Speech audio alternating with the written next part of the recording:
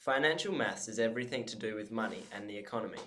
There are many situations when people need to borrow or lend money to one another, like when someone wants to buy a house or start a business or buying a car.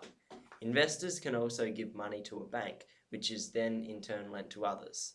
But before we start, there are some important terms you need to know: principal, interest, per annum, simple interest, and compound interest. The original amount of money that is borrowed or loaned is the principal. The borrower eventually repays the principal as well as an additional amount called the interest. Interest is often expressed as a rate per annum, which means for each year in Latin. The rate of increase in prices within an economy is called the inflation rate. A formula called the simple interest formula can be used to calculate a flat rate of appreciation. Another formula, the compound interest formula, can be used to predict a future cost or value, if the amount of appreciation increases with each year. The formula for simple interest is I equals PRT, where I is the amount of simple interest, P is the principal, R is the rate of interest per annum as a decimal, and T is time in years.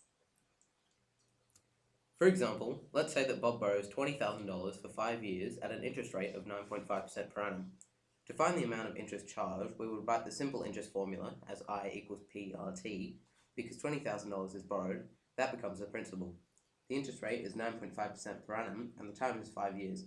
Because we need to write the interest rate as a decimal, that becomes 0.095. Throw that into your calculator, and we get $9,500. That's the amount of interest paid. To find the total amount to be repaid by the end of the loan, we use the formula A equals P plus I. Substitute the values into the equation, and the answer is $29,500. Compound interest is based on the idea of simple interest, but is designed to make the amount of interest grow bigger and bigger by increasing the principal. The difference between simple and compound interest is easy to understand.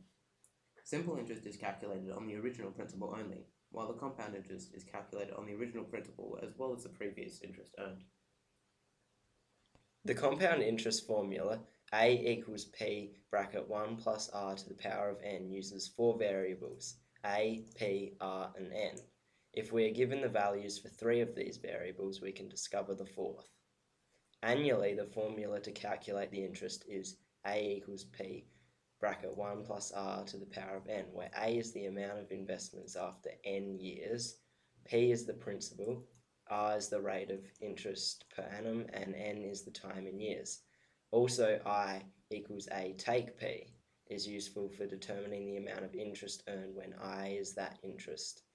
A is the total amount of the loan after a given number of years, and P is the principal. For example, if the principal is $12,500, the rate of interest per annum is 15%, and the loan is for 7 years, using the formula A equals 12,500 bracket 1 plus 0.15 to the power of 7. Simplified, this becomes 12,500 times 1.15 to the power of 7. This equals $33,250.25. We always use annual compounding to discover the compound interest, that is once a year. However, this is not always the case in a practical sense. For example, you may need to pay a loan that is compounded daily or monthly or quarterly. A simple modification to the equation will allow us to do this. By changing the percentage per annum to a percentage per period, you need to take the percentage and place it over the amount of reoccurrence in a single year. For example, 12% per annum would be 12 over 4%, or 3% per quarter.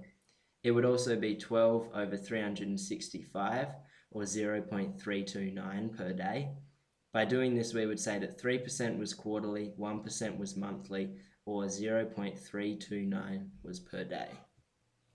If someone borrowed $12,000 and he agreed to pay interest at a rate of 15% per annum to repay the loan in 3 years, calculate the amount to be repaid if the interest is compounded quarterly. P equals 12,000, R equals 0.15 over 4, which is 0.0375, and N equals 3 times 4, which is 12. Substitute this into the equation, and you get the amount equaling 12,000 times 1.0375 to the power of 12, which is $18,665.45. So you can see how useful financial maths is in daily life when managing money.